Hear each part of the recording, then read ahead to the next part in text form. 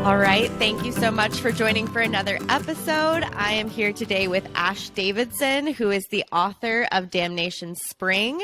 And if you haven't read it, we highly recommend that you do. It is based in the 70s, all around logging and basically environmental pollution and what can happen when you're struggling to figure out what's happening under the surface of your day-to-day life that maybe you want to turn a blind eye to, or you don't know that this is happening, along with some other storylines as well. But it is so well written. It's gotten so much praise, and I'm really excited to have Ash here today. So, Ash, I would love to have you introduce yourself first, and then we can go into talking all about the book.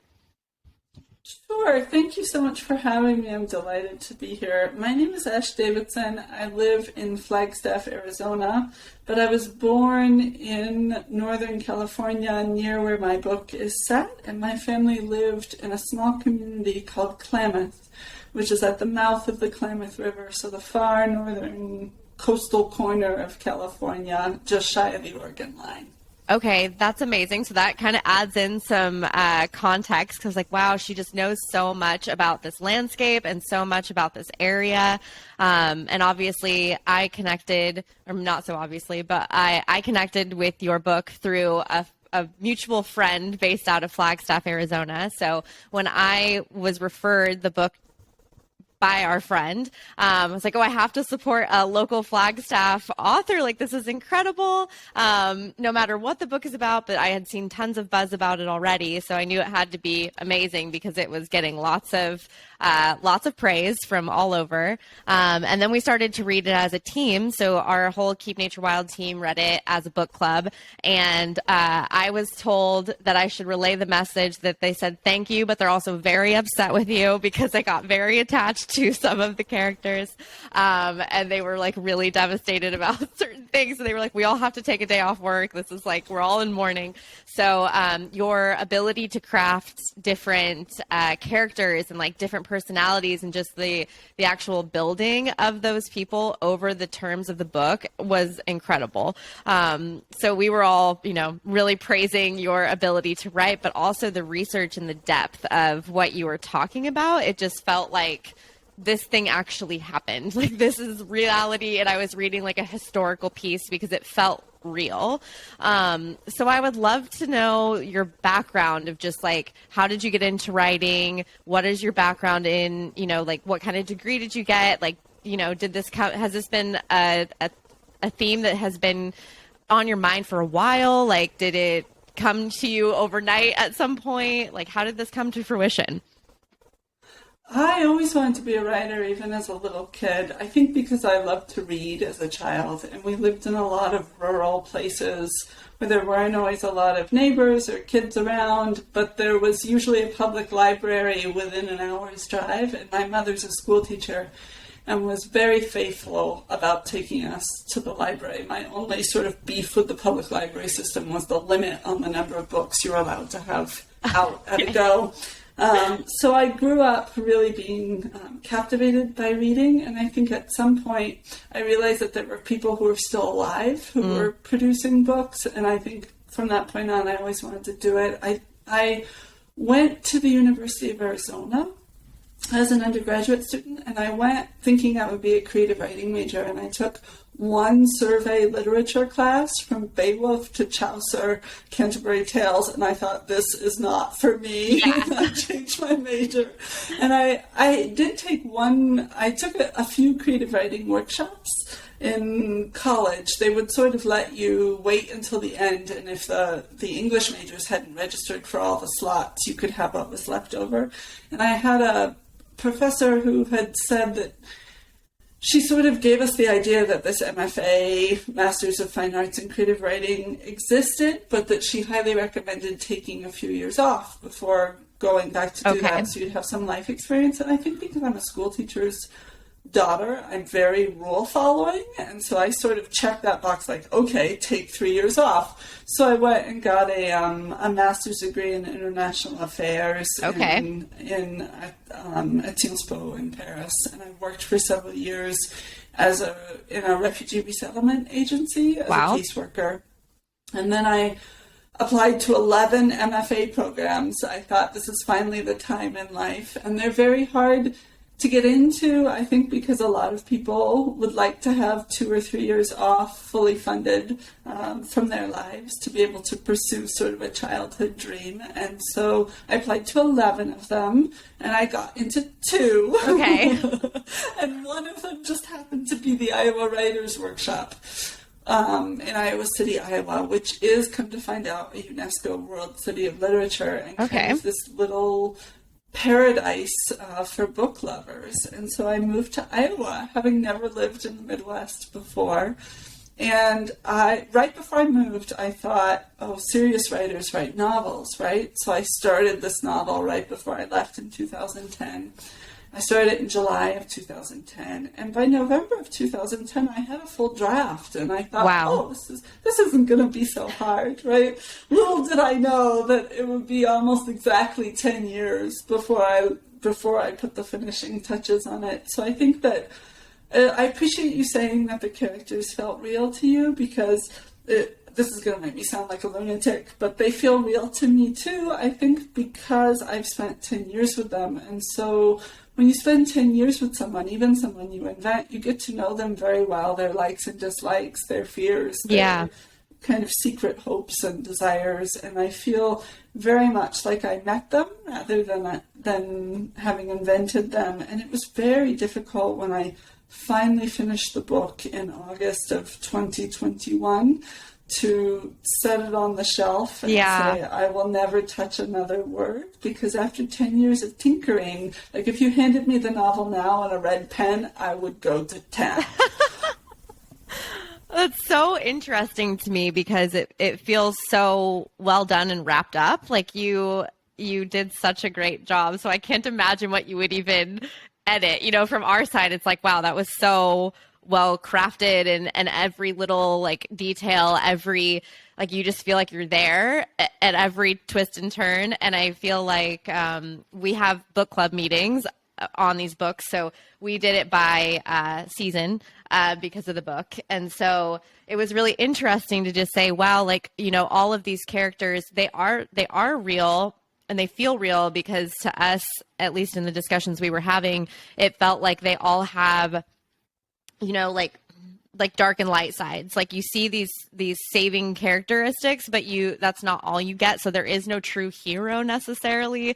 And that was very intriguing to all of us, because, you know, I think from one of my teammates' perspectives, he's like, I wanted that feel good, like the hero that comes and saves the day. And it's like, well, all of them all have, it's just very real. Like we all have dark and light sides, and those are shown. So it's like, you just see the full three, like the sides of everything, instead of just a good side and this person that's really easy to like, and it's really easy to attach to them. Like there isn't that here, where like you might like someone, but then you're like, oh, but they also have this other thing that's like kind of crappy too. And it's the realness of it, of like being a true person that has all these different sides and like multifaceted, which we all really appreciated, and made it harder to, I think, let go of characters.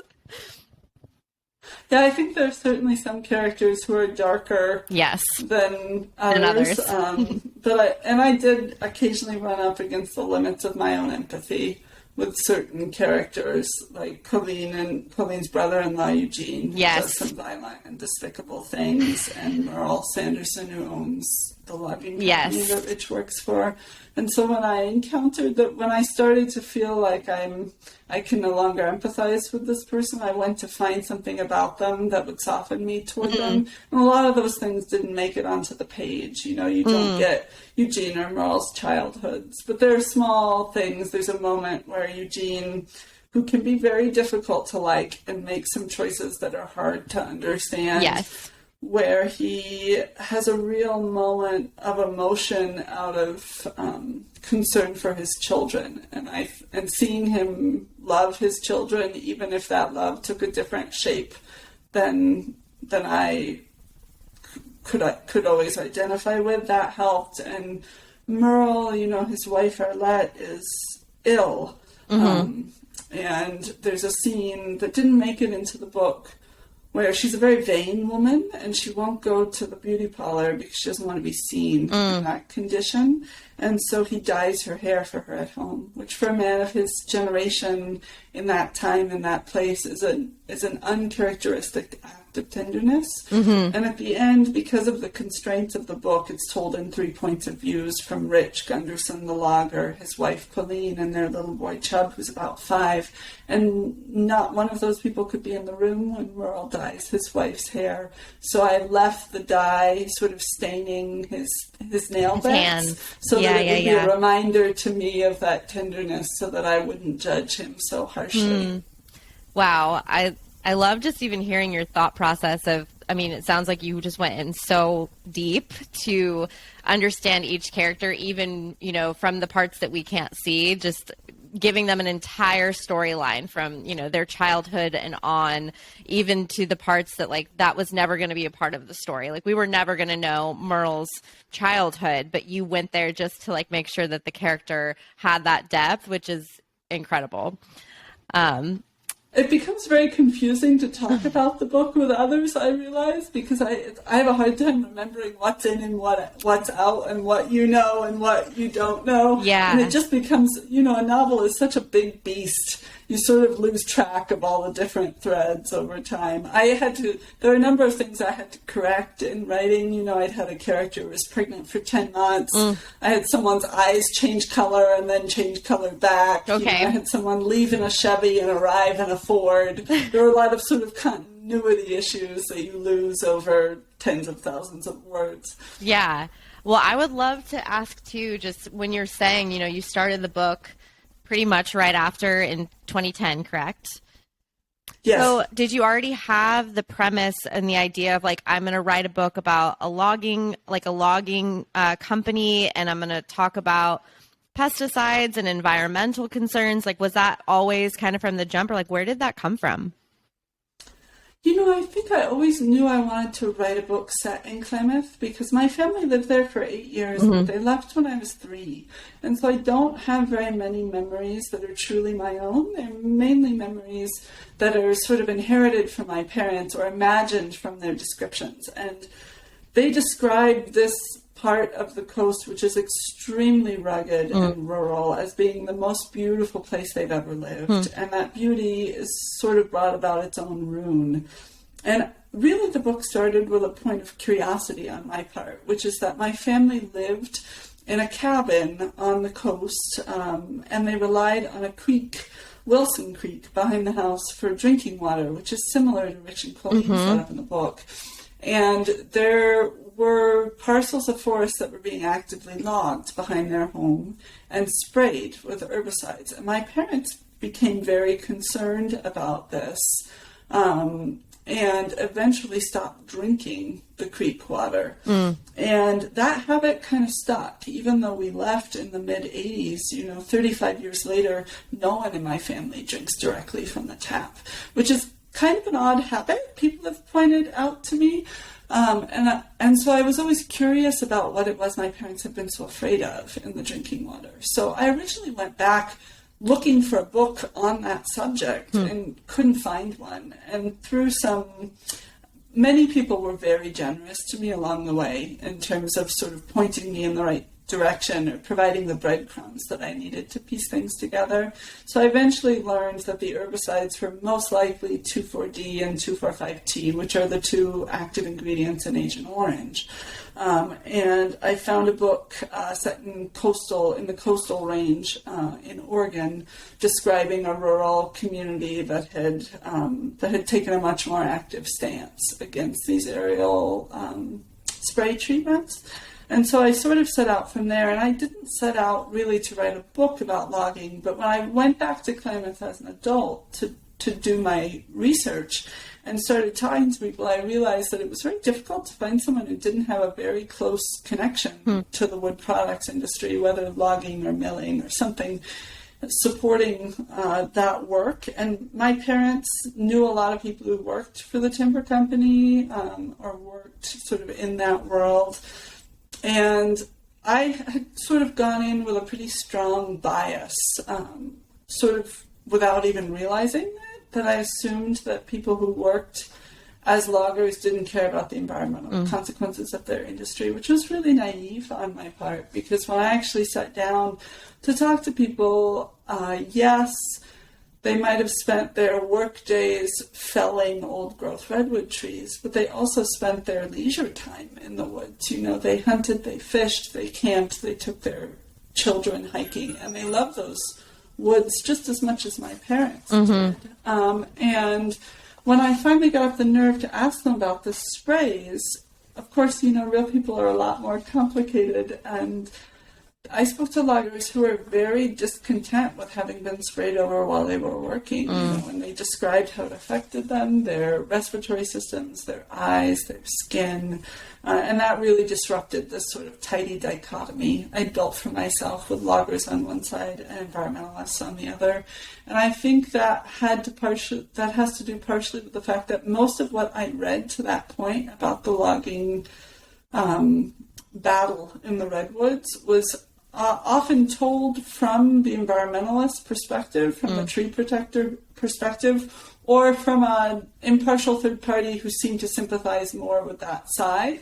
And that was where my own sympathies lay. And so it really made me reevaluate that. And I learned a lot about logging, and it made me sort of stop and reserve judgment, both of my characters and of people in real life, because I think whatever you think about issues of environmental regulation, people have their reasons for thinking about it the way that they do. And I think at the core, we can all identify with that sort of fundamental human desire to provide for your family, to keep them safe, and to really give them the best life you know how. And I think that there can be a lot of pride in work in extractive industry, especially in an industry like logging that's dangerous and skilled, and there are very few people who can do the kind of work that Rich Gunderson does in the novel. And so I do think it sort of expanded my own views of logging in that area and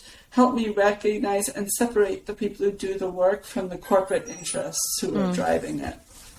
Do you feel like that is still prevalent today? Like they're still struggling with pesticides and having stuff sprayed over the area? Like, is that still a modern day issue, or was that primarily something that was happening in the 70s and things like that? So this is an interesting question, and I should note at the beginning that I'm very knowledgeable about this subject in the period where the book is set, 1977, 1978, and I know much less about the period after that. But I will say that my understanding is that the protective regimes in terms of aerial spraying are much stronger in California and in Washington than they are in Oregon. And there are still communities in the Pacific Northwest who are dealing with issues similar to those described in the book. The herbicides are different because 2,4,5-T, there was an emergency suspension of spraying of 2,4,5-T for forestry uses in 1979, and it's no longer on the market. So the herbicides are different, but the issue is the same. There's still families who rely on surface water in forest communities who are having their water sources sprayed.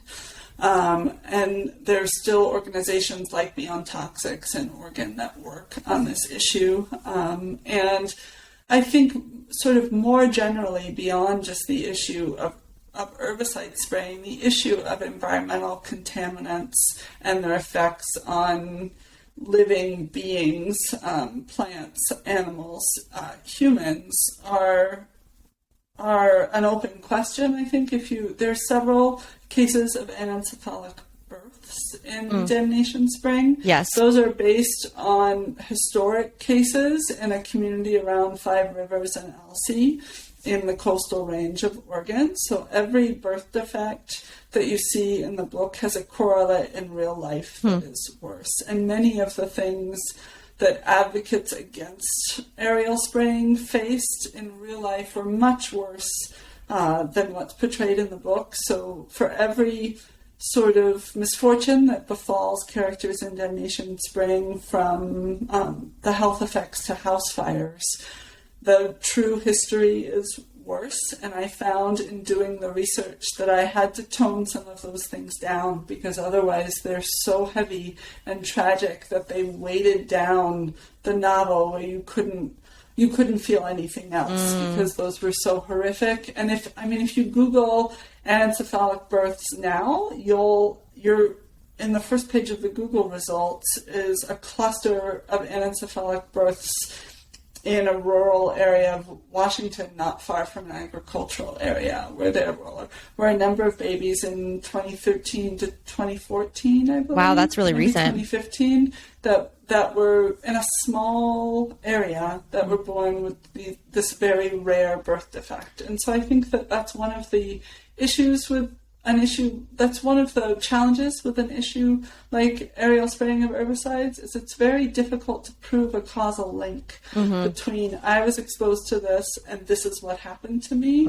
And I think in those communities, and this is certainly something that I think Colleen struggles with in the book, is when you don't know, you wonder. Yeah. And that there's a psychic toll that wondering takes on you. Not just wanting to know the answer. And I think that's a theme that any person who's survived, who's lost a baby or survived a miscarriage, or watched their partner or someone they love or a dear friend go through that experience, people just want to know why. They want to know the reason. They want to know if they did something wrong. They want to know they want to know if there's something they can do differently to avoid it happening again. And I think that's something that Colleen really struggles with, and that's something that issues of environmental contaminants and the not knowing really brings out. Yeah, something that really resonated with me from the book too was, I guess, a lot of the loggers and how they were like, oh, Merle would never do that to us. Like, he would never allow us to work in such a dangerous environment, if he knew that they were spraying and it was going to hurt us, like, he would never let that happen, kind of thing. And there seemed to be this almost self-preservation or protection around that. Like, that can't be possible, because like they wouldn't let us work in these kinds of conditions. Like, there's no way that the government would allow us to do that. Like, they have to be protecting us and looking out for us. Like, everybody would be trying to turn this around if that were true. Like, there's no way this is true. And I'm curious if that was kind of the actuality of when you were having these discussions with people that were impacted, if they were like, yeah, we really were naive up until a certain point, or like we really trusted that the government was going to have our backs or protect us, and like this wasn't a reality, or if that was something that you just kind of picked up on from articles and things that you were reading from the time. It's sort of, I took a bunch of context clues and imagined, and then sort of added the magic ingredient of imagination, I think. But in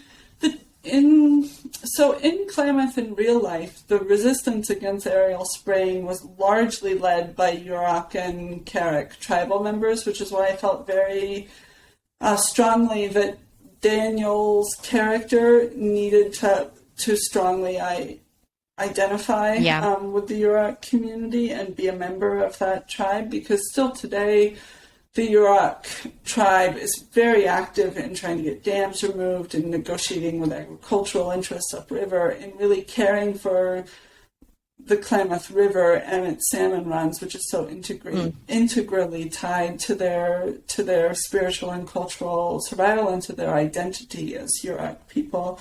In real life, the eventual citizen resistance that led to the emergency suspension order to 245T started with a school teacher in rural Oregon who just sort of went door to door and noticed that, hey, a lot of women in this small community are suffering miscarriages at around the same time.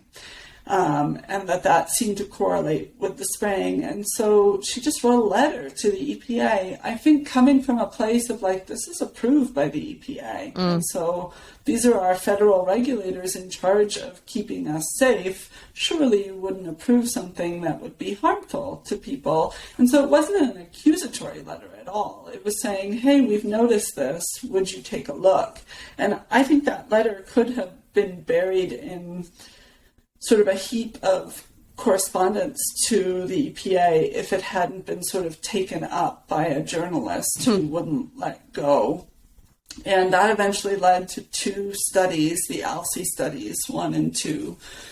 And the results of those studies were so alarming that they banned 2,4,5-T for forestry use. But interestingly, they didn't ban it it was still sprayed on rice crops and on lands that were grazed by livestock well into the 1980s. And 2,4-D, the other ingredient, was not banned and continues to be an ingredient in many lawn care products today. And it was sprayed on the National Mall in Washington, D.C. to control dandelions until 1980. In 1980, the National Park Service banned the use of 2,4-D on all of its National Park Service units. So wow. It was really shocking to me when I went back to see the research, how much hasn't changed in some regards. And I do think that the community around ALSI was a lot of back to the landers, people who had advanced degrees, people who weren't afraid to reach out to a reporter at the New Yorker.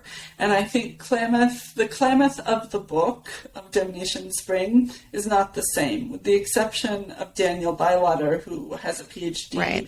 And Merle, the logging company owner who's gone to college. No one else in that community is college educated, and they don't have the sort of the barriers to them reaching out to their elected officials and to people, to investigative journalists, to people who could make a stink, are very high.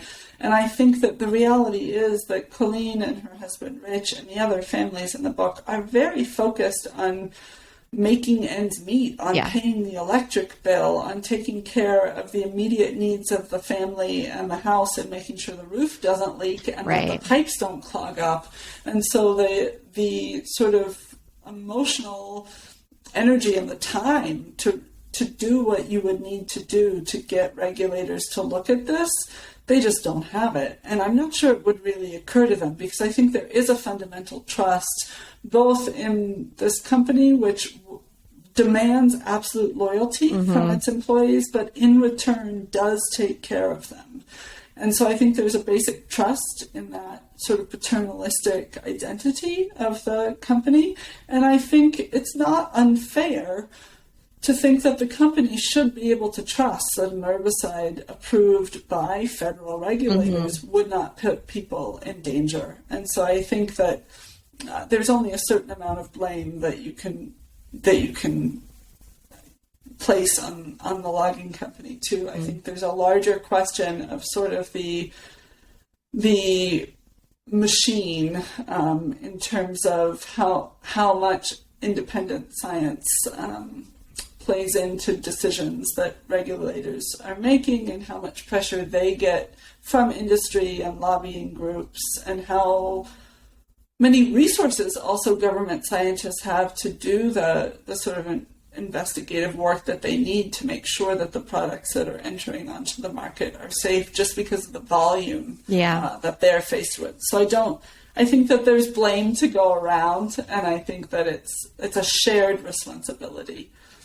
Yeah, it was interesting, again, like multifaceted in so many ways, even like within the overall story of the story. And then there's like multiple different stories happening inside of that. But even touching on when you were saying about the Yurok and like the coho, and like bringing in, just this tradition and saying like, oh, like my uncle fished this my whole life. And like, this is what we do. And now we're concerned, and now they're not going to be able to do this. And we're seeing the impact on the salmon runs and all of this stuff where it's so everything's interconnected, and all of these communities are kind of coming at a head of like what is truly right and what the decision should be. And I personally, like, I liked Daniel, and I liked that he stood for something, but he was so like hyper focused on it too. Like he couldn't see anything else. And it was interesting too, to see him utilizing Colleen in the way of like, I'll do whatever it takes to get these water samples and things like that. But I felt like he had such a strong, like his opinion and his belief was so strong. That's all that could drive him. And it was interesting for me to see when he was bringing these things to light, even the resistance and how scary that was for everyone to come to terms with that, or to even allow that to be an option in the community whenever he was bringing these things like, no, this is the evidence, this is science, like we're finding this stuff in the water samples that you're bringing, it's from your creek, and you're still seeing all of this pushback, like this fear of like, that can't be true, like how dare you come in here and try to tell us what to do kind of thing. And I guess I'm curious if you think that there's anything like that in modern times that we're as a society, I guess, maybe like pushing back, like, no, that can't be the truth, or if that's maybe too big of a question, but I'm curious. I mean, I'm probably not the right person to answer that question, but the first thing that comes to my mind is probably climate change. Yeah.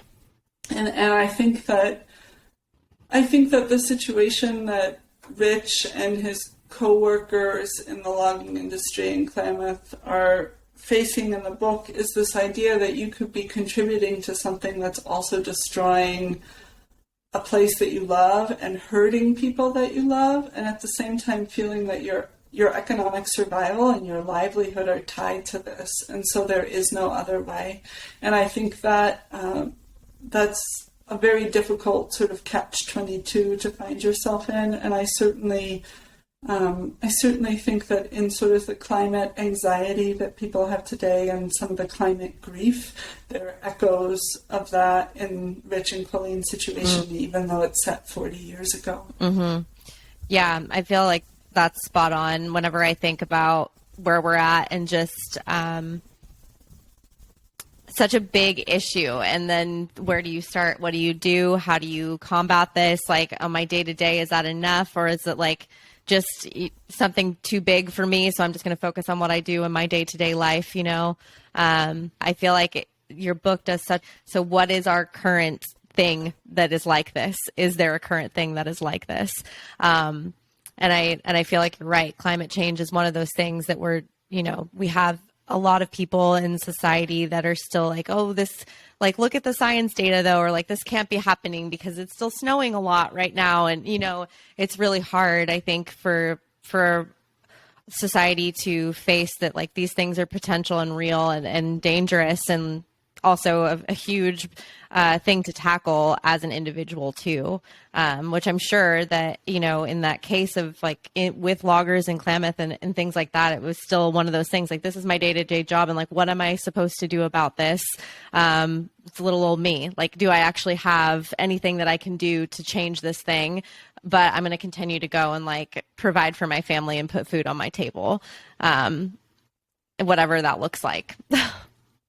Yeah, and I think that's really the sort of the conflict at the center of the book within Rich and Colleen's marriage, because it is a book about herbicide contamination and it's a book about logging, but it's also a book about family and about love. And I think that Rich and Colleen really sort of embody that struggle where he sees an opportunity to leverage everything he has to buy these trees, harvest them, set his family up financially, which would free up his little boy to have different choices in front of him than Rich had as a young boy. Because I think the truth is, as much as we tout the American dream, where you're born, who you're born to, determines a lot about the choices that you see in front of you. And so he sees this opportunity through logging old growth redwood trees to open the door for his son to another possible life should he choose that. And at the same time, Colleen thinks that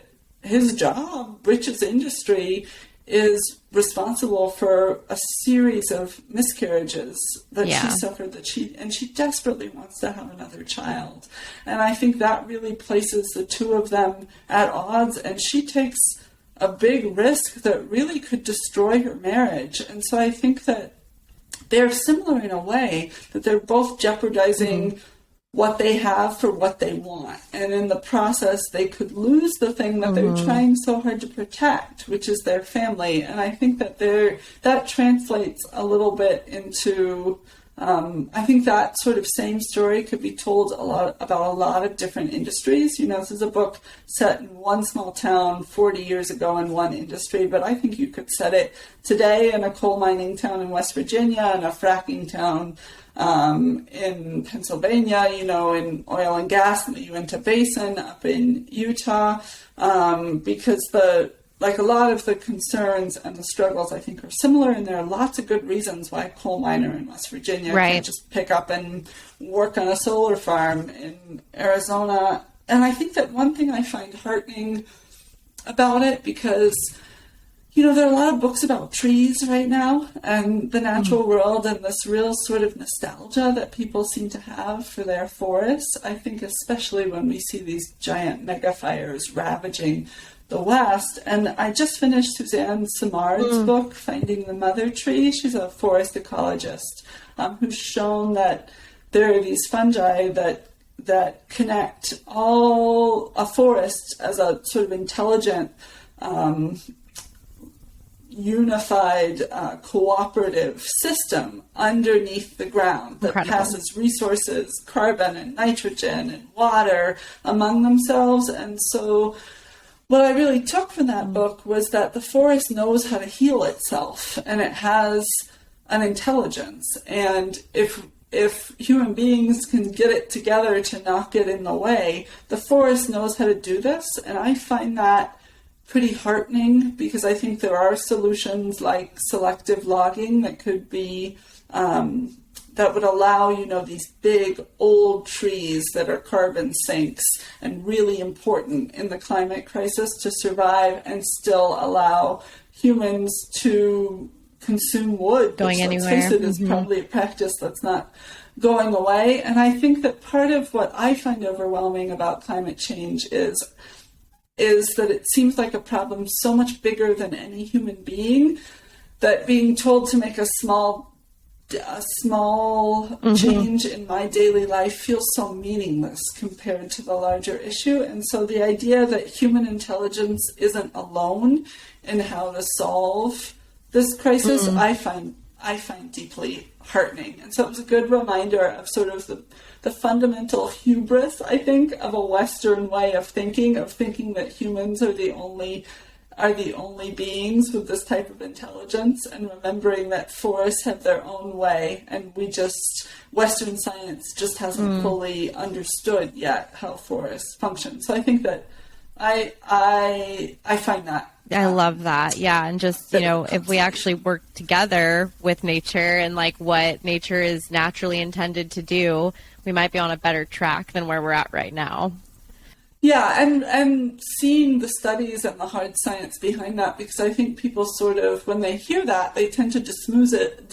When they hear that, they tend to sort of dismiss it as sort of this woo-woo, new agey approach. But the science shows that there are these very complex cooperative systems in the forest that we're just study after study reveals more about, that plants can warn each other when disease or insects are coming, and just this type of intelligence that we I love can't that. see with the Absolutely naked eye. love that.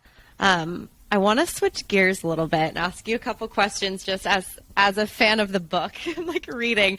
I would love to know which character kind of formed first for you, and then who's your favorite character?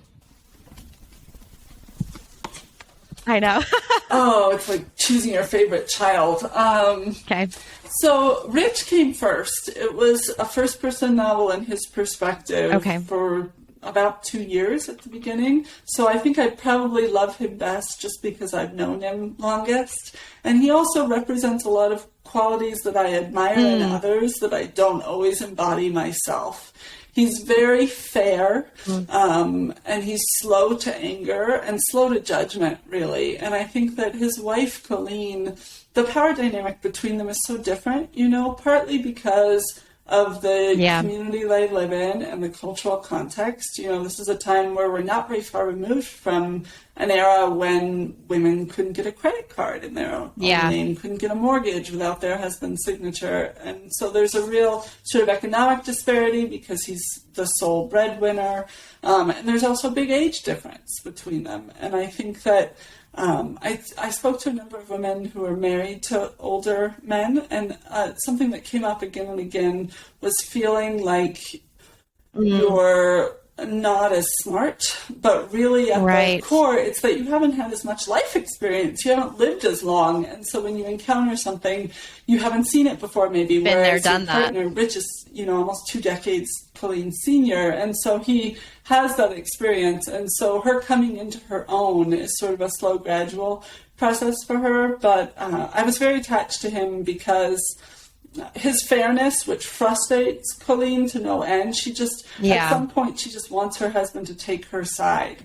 And he won't until he's fair in every situation. And that sort of, she feels that as a source of disloyalty, I think. But it's also a characteristic that I really admire in him.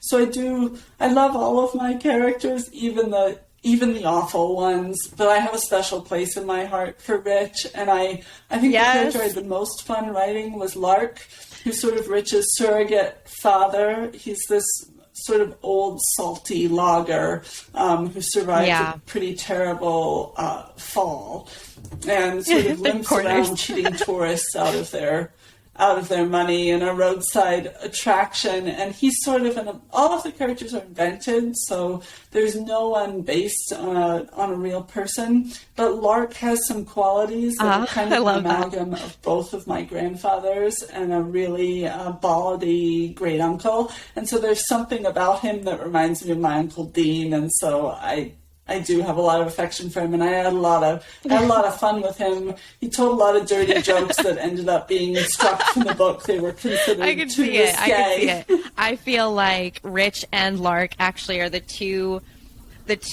characters that I feel like we kind of start not seeing as much depth, and then as the book goes, you just see them progress, and like you learn more and more about their depth and their just like their layers. And by the end, we were like, okay, maybe we don't have a hero, but look at these guys. Like, oh my gosh. And it was just so fun to like see my team members are like Team Rich from the get-go. And I was like, I'm not so sure about Rich yet. And then by the end, you're like, oh my God, Rich. You know, it's cool to see that development happen and just kind of letting different sides and like different parts of them unfold and to be able to attach to that, because like the day and age of that time, I'm sure, you know, men are still like stoic and they don't show emotion a lot. And then you learn that that he's going to their miscarried baby's grave and like leaving rocks and like all of these things. You're just like, okay, there is like a depth and like a heart, and like he has so much tenderness. You just don't necessarily see it just from the get-go, but it comes out over time. And it was just really great character progression. Like we were very attached to both Rich and Lark. Lark was probably my favorite character. And then I wanted to ask, whenever you were working on Eugene, I'm curious on, like, at what point is it tough to create, maybe not a villain, maybe that's not the right word for him, but when you're creating the characters that are darker or have, like, they leave, like, that taste in your mouth that you're just like, oh, like, I just, like, man, like, where's the good in this person? Like, where is it? Like, how is that in comparison to crafting your characters that are like the progression that's positive, the people that progress positively, and the person that just kind of continuously brings up this like darkness, and if they're easier to write or harder to write? Yeah, that's a good question. I've gotten a number of emails from readers. Usually when they finish the book, a lot of times they have questions, or they just don't accept the ending. And sort of a common theme in that is that they want some sort of justice. And that often has to do with Eugene. And I think that Eugene came very easily onto the page, I think because he is very authentically himself, whatever you think of him, and he operates sort of in his own moral universe by a moral code that is not mine. And so I think that the hardest thing about writing characters who don't act in a way that you can always understand, or who act in ways that to you seem unethical, is remembering that that character can rationalize that for himself, and that I need to not write him off. I need to spend some time trying to think, if this is what I was going to do, if I was going to steal, if I was going to harm, if I was going to do something that someone else is likely to see as wrong, how is he justifying that to himself? And so I think the sort of temptation for me was to not spend that time thinking about that, because I disagree with it so strongly. And so it was very easy to write him sort of the first pass. It was harder to go back in and think about how he was rationalizing it to himself, and to really give him a fair shake. Because I think there's a lot of talk in fiction writing circles about empathy, both as a writer and as something that a reader brings to the book. And I think that to be truly empathetic in your writing, you don't get to pick and choose. You have to empathize with everyone, even with someone who you think is behaving despicably.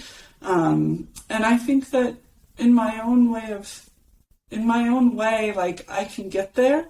So I don't know what that says to me. That says about me as a human being, or maybe just about the moral ambiguity of writers generally, that I can get there to that space and understand how he rationalizes that to himself. And I think that he has a moment toward the end of the book where he learns something about their little girl, Elsie, where he has a true moment of grief. And I think it depends how self-aware you think Eugene becomes as he ages. But I think in my mind, there's certainly a scenario by which he does suffer, and he does face the consequences of his actions by watching his child deal with this issue for the rest of her life. And I think that's not sort of the swift arm of justice that people are craving, but in my mind, that's much more slow and painful than any sort of hand of the law, any sort of, legal ramification. Yeah, and I wanted to ask about Wyatt too, because I feel like is Wyatt just going to become a mini Eugene, or does he have an opportunity to become something more empathetic and with more depth than what Eugene showed?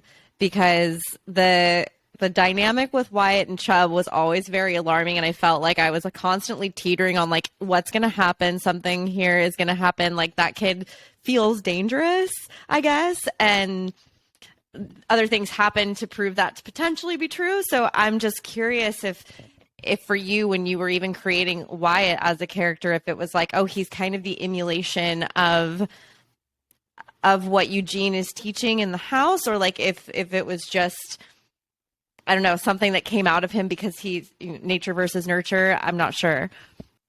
Yeah, that's an interesting question. I think people, from what I gather, most readers dislike Wyatt. And there were certainly times when I was writing him that I disliked him too. But it was important for me to remember that he is still a little boy.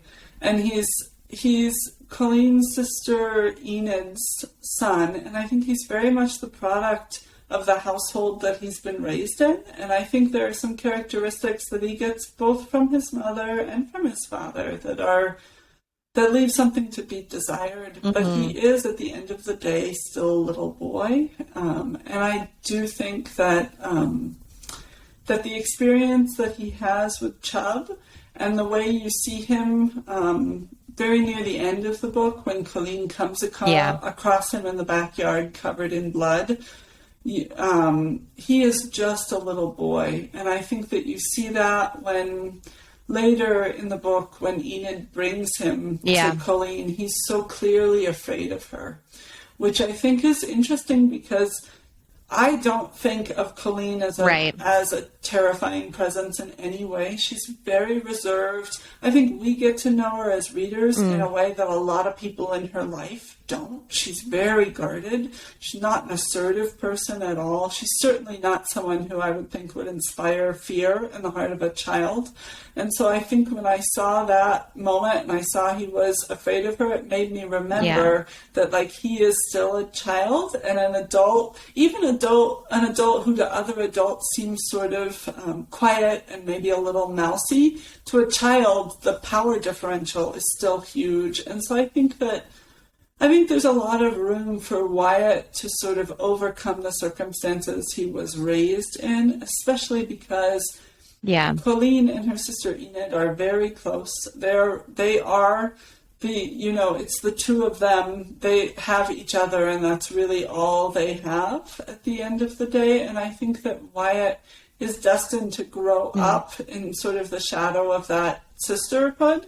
And I think because of what happens at the end and that their world is turned upside down, I think there is certainly a scenario by which Wyatt turns out I have hope for that from his father. Because it was interesting, like seeing the dynamic with him and Chubb. I was like, oh, Chubb is like the mini Rich, like this fair, forgiving, like he's like, okay, I'm nervous to go walk back up to him, but all right, I'll go play with him again. And then you see Wyatt, like, just this kind of aggression and tauntingness and stuff like that. I was like, oh, they're like little mini, versions of where they're growing up and who's raising them. So it was just an interesting dynamic that I was curious about with him, because I have hope that he will grow up and have more heart. And like maybe this was the situation that had to happen for that to happen for him to grow. But yeah.